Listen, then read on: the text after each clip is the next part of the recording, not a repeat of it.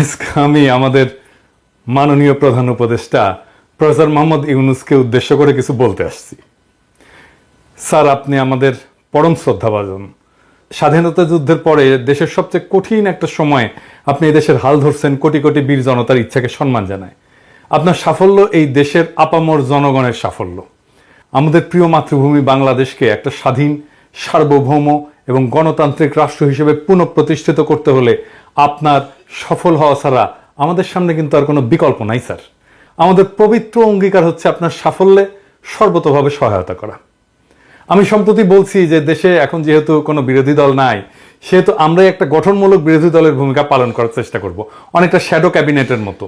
আমরা আপনার সরকারের ভালো কাজগুলির প্রশংসা যেমন করব, তেমনি ভুল ভ্রান্তিগুলো অকপটে তুলে ধরব। আশা করি আমাদের এই সমালোচনাকে ভুল না বুঝে ইতিবাচকভাবে নেবেন। এই কথাটা এইভাবে বলার দরকার ছিল না, কিন্তু বলতেছে এই কারণে যে দুঃখজনক হলেও সত্য, এই দেশে সমালোচনা সহ্য করার সংস্কৃতি এখনো তৈরি হয় নাই। আপনি এই ব্যাপারে পথ দেখাবেন বলে আশা করি। আজ আমাদের সাম্প্রতিক ইতিহাস থেকে কয়েকটা ঘটনার কথা উল্লেখ করব যা আপনার আগামী দিনগুলোর জন্য প্রাসঙ্গিক।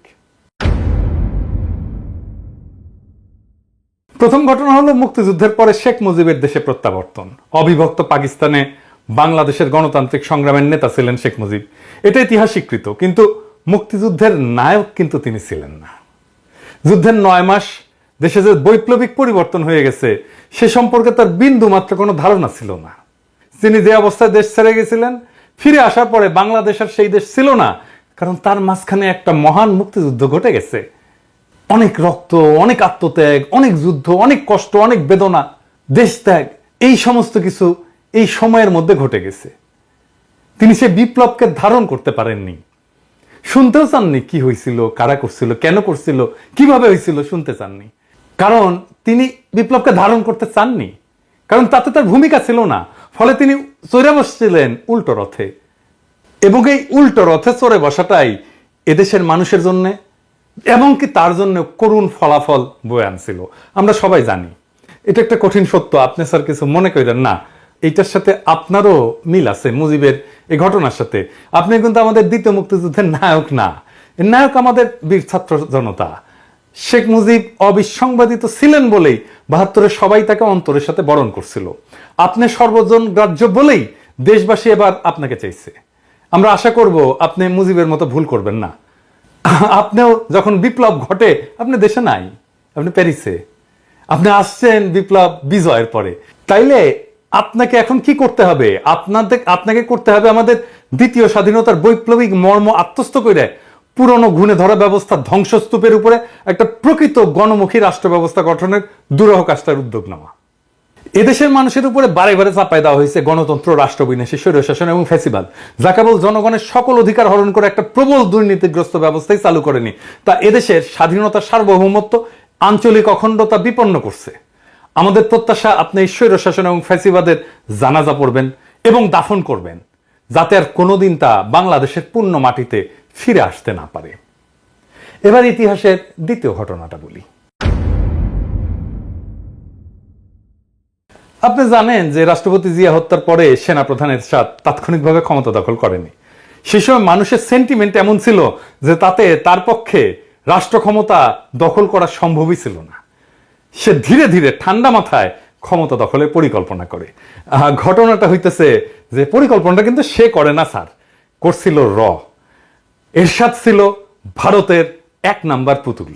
সে কি করছে? সে নতুন রাষ্ট্রপতি নির্বাচন করতে দিছে, যে নির্বাচনে বিজয়ী হয়েছিলেন ভাইস প্রেসিডেন্ট বিচারপতি আব্দুস সাত্তার। প্রেসিডেন্ট সাত্তার আসনে বসার পর থেকে তার শয়তানি শুরু হয়, এরশাদের খেলা শুরু হয়। প্রথমে সে দাবি করে দেশ শাসনে সেনাবাহিনীকে অংশ দিতে হবে। সে প্রস্তাব করে দেশ পরিচালনার জন্য একটা জাতীয় নিরাপত্তা কাউন্সিল গঠন, যার প্রকৃত নেতৃত্ব থাকবে তার হাতে। সে প্রেসিডেন্ট সাত্তারের মন্ত্রীদের কাউকে কাউকে হাত কইরে নেয়, সরকারের ভেতরে বিভাজনের চেষ্টা করে এবং সফল হয়। কাকে হাত করছিল সে? হাত করছিল স্বরাষ্ট্রমন্ত্রী ডাক্তার আব্দুল মতিনকে, এবং পরে কিন্তু মতিন এরশাদের দলে যে জয়েন করে। প্রেসিডেন্ট সাত্তারের সাথে বিশ্বাসঘাতকতা কইরা এরশাদের সাথে হাত মিলায়া এক মন্ত্রী বাড়ি থেকে গাল কাটা কামাল নামে এক দুর্বৃত্তকে গ্রেপ্তারের নাটক সাজায়। এটা কিন্তু একটা নাটক ছিল। গাল কাটা কামাল কার শিষ্য ছিল সেটাও আমি জানি, যাই হোক সে গল্পে আর না যাই। এই নাটকটা এরশাদের সামরিক কুয়ের পথ প্রশস্ত করে এবং এটা পোস্ট করছিল ডিজিএফআই, সাজাইছিল। এরশাদ ক্ষমতা নেওয়ার আগে বিদেশি দূতদের মধ্যে একমাত্র ভারতীয় রাষ্ট্রদূতের সাথে সাক্ষাৎ করছিল, একমাত্র। এরশাদ এরপর যে সংসদ নির্বাচন করে তাতে হাসিনার নেতৃত্বে আওয়ামী লীগ হয় বিরোধী দল। এভাবেই ঘুর পথে ভারতের সাহায্যে আওয়ামী লীগ বাংলাদেশের রাজনীতিতে পুনর্বাসিত হয়। এরশাদ হচ্ছে ভারতের 1 নম্বর পুতুল, আর 2 নম্বর পুতুল হিসেবে কাজ শুরু করে হাসিনা। পুরা ক্ষমতা সরকারি দলও ভারতের, বিরোধী দলও ভারতের। এই হইল ভারতের বাংলাদেশের রাজনীতিতে আবার পা ফেলার সূচনা। এই নাটক যে আবার মঞ্চস্থ হবে না, আপনি কি স্যার সেটা নিশ্চয়তা দিতে পারেন? যে প্রেসিডেন্ট সুপ্পু আপনাকে শপথ দিছে যে পদে বহাল থাকলে সে তো আপনার নিয়োগও বাতিল করতে পারে না? তাকে পদে বহাল রাখা মানে হইলো আওয়ামী লীগের প্রত্যাবর্তনের মহাসড়কটা খুলে রাখা। সুপ্পুকে বিদায় না দেওয়া পর্যন্ত আপনি নিরাপদ না। আপনার এই বুদ্ধি কেউ দেয় না। আপনারা সবাই বলে সংবিধান মেনে চলতে হবে, সংবিধানওয়ালাদেরকে ধরিচ্ছি, দাঁড়ান স্যার, ধরিচ্ছি স্যার, একটু সময় দিছি কিন্তু ধর্ম স্যার, কারা কারাই সংবিধানওয়ালা সেটা ধর্ম। এটা ছাড়াও আমি প্রবল সংখ্যার সাথে লক্ষ্য করতেছি যে 1 এরশাদের কালো ছায়া আপনার এবং আপনার সরকারের উপরে দীর্ঘ থেকে দীর্ঘতর হচ্ছে। আপনার উপরে চাপাই দেওয়া হয়েছে বেশ কয়েকজন উপদেষ্টা যাদের সাথে বিপ্লবের কোনো সম্পর্ক নাই, ন্যূনতম কোনো সম্পর্ক নাই। আমরা বুঝতে অক্ষম 1-11 3 কুশীলব জায়গা পাইছিল প্রথমেই আপনার উপদেষ্টা পরিষদে, আবার আরো 2 জনকে নিলেন, আলী ইমাম মজুমদার আর জাহাঙ্গীর আলম, 2 জনই তো 111 লোক। আর ফয়জুল কবির ও তো আবার প্রথম আলো, আর প্রথম আলো তো আবার 111। সব প্রথম আলো 111 মিলে আপনার ক্যাবিনেট হয়েছে। মানে আপনার ক্যাবিনেটে সিঙ্গেল মেজরিটি গ্রুপ হচ্ছে 111। শুনতে পাচ্ছি যে বিপ্লবের সহযোগী কোনো কোনো প্রখ্যাত ব্যক্তিকে আপনার সাথে সাক্ষাতের সুযোগও দেওয়া হচ্ছে না। আমরা কিন্তু জানি স্যার যে কারা এসব করতেছে এবং কেন করতেছে। একটা জিনিস দেখাই স্যার, আপনার উপদেষ্টা হাসান আরিফের পোলা হাসনাত আব্দুল্লাহর ছেলেকে নিজে গার্ড দিয়ে নিয়ে গেছে তার বাড়িতে, পোড়া বাড়িতে দেখাইতে। মালপাত্তি ভালোই নিচ্ছে মাশাআল্লাহ, বুড়াগুলার আয় ইনকাম ছিল না, এখন আওয়ামী লীগ পাহারা দিয়া কিছু কামাবে তার পোলা। আমি বাগড়া দাওয়ারকে আপনার উপদেষ্টারা বলে আমি নাকি উগ্র, হটকারী, আনম্যানেজেবল। কি স্যার বলে না? হ্যাঁ বলে তো। তো আপনার শান্তশিষ্ট, লেজ বিশিষ্ট, লেজের আগে অবশিষ্ট সুশীল উপদেষ্টাগুলোর কাজ কাম দেখেন স্যার, দেখিচ্ছেন তো। বদনাম করলে ওদের হবে না, বদনাম হবে স্যার আপনার। আপনার একটা গল্প বলি স্যার, গানের গল্প তো মানে আপনার পছন্দ হবে। ওই গাই গরুর বাছুর মারা গেলে গরু কলে দুধ দেয় না স্যার, খালি লাথি দেয়। ওই গাই গরুর দুধ শুকা যায়। তো তখন গোয়ালা করে কি আপনি জানেন এটা স্যার, অনেকে হয়তো জানে না, আমার ক্ষুদ্র ভ্রাতা ভগিনী জানে না। তো গোয়ালা বাছুরের চামড়া ছাড়ায় ওর মধ্যে খড়ার ভুসি ঢুকায় ঠেসে ঠেসে। বোকা গরু মনে করে যে তার বাছুর বাইসা আছে, তখন সে লাথি দেয় না, দুধ দেয়। হাঙ্গারের শত শহীদের রক্তে কেনা বিপ্লবের বাছুর কি মরে গেছে স্যার? হ্যাঁ, তাই ভিতরে ঠেসা ঠেসা 111 ঢুকাইতেছেন আপনি, একটার পর একটা ঢুকাইতেছেন। আপনারা মানা করিচ্ছি তারপরেও ঢুকাইতেছেন। আপনারা স্যার 2 জনের নাম দিয়েছিলাম স্যার, আপনি জানেন যে এনাদেরকে উপদেষ্টা করেন, করলে ভালো হবে, বিপ্লবের ভালো হবে, দেশের ভালো হবে। আপনি তো কথাটা রাখলেন না স্যার। যাই হোক, আমি কলে সবার আমল নামা এক এক করে কয়ে দিতে পারি যাদেরকে উপদেষ্টা বানাইছেন। কমু কিন্তু আজকে কইলাম না, কিন্তু পরে কমু। ইন্ডিয়া গলে ভালো করে জানে যে 1981 সালের মতো এইবারও আওয়ামী লীগকে সোজা পথে ক্ষমতায় আনা সম্ভব না। তাই তাদের কাছে বাংলাদেশকে পদতলে রাখার একমাত্র উপায় হচ্ছে এরশাদের মতো ঘুর পথে ক্ষমতায় আসা।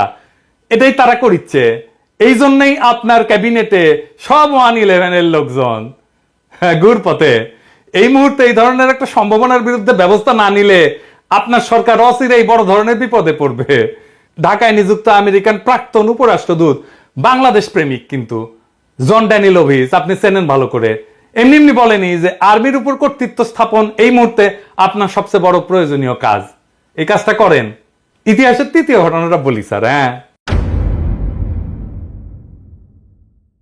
1996 নির্বাচনের সময় বাংলাদেশের রাষ্ট্রপতি ছিলেন আব্দুর রহমান বিশ্বাস। উনি ছিলেন বিএনপির দ্বারা নির্বাচিত এবং একটা মহল থেকে তাকে সরায় দেওয়ার গুঞ্জন ওঠে। সেই সময় সেনা প্রধান ছিলেন জেনারেল নাসিম সেনা অভ্যুত্থান করার চেষ্টা করে একটা সময়। প্রেসিডেন্ট বিশ্বাস তাৎক্ষণিকভাবে তাকে পদচ্যুত করেন। খুব ছোটখাটো মানুষ ছিলেন কিন্তু প্রেসিডেন্ট বিশ্বাস, বড় সড়ো না, লম্বা চড়া না, আমার মতো ছোটখাটো মানুষ, কিন্তু সাহসী ছিলেন। এই সাহসী কাজের জন্য প্রেসিডেন্ট বিশ্বাসের কিছু হয়েছিল? কিছু হয় নাই। কেউ তার কেশাগ্র স্পর্শ করতে সাহস করে নাই। আপনাকে এই ঘটনা স্মরণ করে দেওয়া প্রয়োজন মনে করতেছি, আপনি বুঝেন আমি কেন এটা বললাম আর কি। সবশেষে ইতিহাস থেকে চতুর্থ ঘটনাটা বলি। এটা স্যার কলে আপনাকে নিয়ে, স্যার আপনি প্লিজ আমাদের ভুল বুঝবেন না, আমি জানি আপনি স্যার ১/১১ পরে নাগরিক শক্তি নামে একটা রাজনৈতিক দল গঠন করছিলেন, অনেকে আসছিলেন কিন্তু আপনার পাশে, এইভাবে যে একদিন পরে দেশে একটা সুস্থ ধারার রাজনীতি শুরু হইতে যাচ্ছে। আপনার অনেক সাকসেস দুনিয়াতে, কিন্তু আপনার একটা ফেলিয়ার ছিল স্যার, আপনার নাগরিক শক্তি আপনার রাজনীতি করতে পারেন নাই।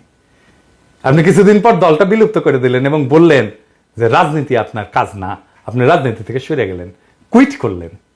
আপনি একটা কাজেই ব্যর্থ হয়েছিলেন, রাজনীতি, রাষ্ট্র পরিচালনার রাজনীতি। কিন্তু স্যার সবচেয়ে বড় রাজনীতি রাষ্ট্র পরিচালনা। ইতিমধ্যে কেউ কেউ আমার কাছে সন্দেহ প্রকাশ করছেন যে অবস্থা প্রতিকূল হইলে আপনি আবারও কুইট করে চলে যাবেন। আমি যদিও এসব বিশ্বাস করি না, তবুও আপনাকে মনে করাই দিচ্ছি যে আপনার চলে যাওয়ার কোনো রাস্তা কিন্তু খোলা নাই স্যার। আপনার দুনিয়াতে পাওয়ার কিছু নাই, এটা সত্য। দুনিয়াতে আপনি যে অসীম সম্মান পাইছেন, আপনি দুনিয়ার বুদ্ধিবৃত্তিক দিকে যেই জায়গায় আছেন, অবস্থান করতেছেন, সেইটার তুলনা বাংলা পৃথিবীতে আর কেউ নাই। কিন্তু এই বিপ্লব যদি ফেল করে স্যার, আপনার কোনো অর্জন কেউ মনে রাখবে না স্যার, আপনার ব্যর্থতা শুধু মনে রাখবে। দুনিয়া সম্পর্কে আপনি আমার চাইতে অনেক বেশি জানেন, মানব চরিত্র সম্পর্কে অনেক বেশি জানেন। আপনি মুরব্বী শুধু না, আপনি আমার গুরুজন, আপনাকে জ্ঞান দেওয়া আমার মানায় না। কিন্তু আমি আপনারে জ্ঞান দিতেছি না স্যার, আপনারে নির্মম রাজনৈতিক বাস্তবতা কইতেছি। আপনার পরম শুভাকাঙ্ক্ষীর মধ্যে পিনাকে এই রাজনীতির পঙ্কিল জটিল পথে দীর্ঘদিন হাঁটছে। আমার কথাগুলো চিন্তা করেন। আপনি যদি ব্যর্থ হন, আপনার কোনো সাফল্য দুনিয়া মনে রাখবে না স্যার, আপনার এই ব্যর্থতার কথা মনে রাখবে। খুবই নির্মম এইটা। আপনি নিশ্চয়ই উপলব্ধি করেন যে আপনার সরকার বিফল হলে এই যে আন্দোলনকারী লক্ষ কোটি ছাত্র জনতার কি হবে, এটা জানেন তো স্যার? হয় তারা মারা যাবে, নয়তো আয়না ঘরের মতো বন্দিশালায় ধুকে ধুকে বাকি জীবন কাটাবে। আমাদের সমস্ত স্বপ্ন চূর্ণ বিচূর্ণ করে পরাজিত ফ্যাসিবাদ বহুগুণ নির্মমতা নিয়ে বাংলার মাটিতে আবার ফিরে আসবে। বাংলাদেশের স্বাধীনতা, সার্বভৌমত্ব, আঞ্চলিক অখণ্ডতা চিরতরে হারায় যাবে। সুতরাং বিপ্লবকে সাফল্যের স্বর্ণ শিখরে পৌঁছে দেওয়ার যে পবিত্র দায়িত্ব আপনি গ্রহণ করছেন, তা আপনাকে সম্পন্ন করতেই হবে স্যার। শুরুতেই বিপ্লবকে সুসংহত করতে হবে, ফ্যাসিবাদের ফেলে যাওয়া দোসরদের তাড়াই দিতে হবে ক্ষমতার বলয় থেকে। আমার আবেদন, আপনি অত্যন্ত জরুরি কাজটা সেরে ফেলেন, পুরো সরকারকে আপনার নিজের সরকার হিসেবে সাজায় নেন। ইতিহাসে যে ঘটনাগুলো উল্লেখ করলাম, তার সবচেয়ে বড় শিক্ষা হলো যে এই কাজে যে কোনো ধরনের বিলম্ব করা যাবে না স্যার। বেহুলা বাসর ঘরে ঢুকছিল সবচেয়ে আনন্দের সময়টা কাটাইতে, ওই বাসর ঘরের ছিদ্র পথে সাপ ঢুকে গেছিল। এই বেহুলার এই ক্ষমতার বাসর ঘরে ছিদ্র পথে অনেকগুলো সাপ ঢুকে গেছে, তাদের এই মুহূর্তে খতম করেন স্যার। আপনি রাষ্ট্রপতির দায়িত্ব গ্রহণ করেন, বিপ্লবী জনতা তাদের সমস্ত ক্ষমতা আপনার উপরে অর্পণ করছে। বিপ্লব সংবিধান স্যার, আপনাকে সংবিধানের পথে যারা হাঁটাচ্ছে তারা বিপ্লবের শত্রু। বিপ্লব যদি ব্যর্থ হয়, আমরা কিন্তু উপদেষ্টা মন্ডলীর কাউকে ছাড়বো না স্যার। আপনি নির্ভয়ে রাষ্ট্রের পূর্ণ কর্তৃত্ব গ্রহণ করেন, রাজপথে আপনার অভিষেক হবে জনতার সমর্থনে। কিন্তু আপনি যদি ক্রমাগত আমাদের আহ্বান উপেক্ষা করেন, আপনার বিরুদ্ধে উচ্চকিত হইতে, এমনকি পথে নামতে আমরা দ্বিধা করব না। ইনকিলাব জিন্দাবাদ।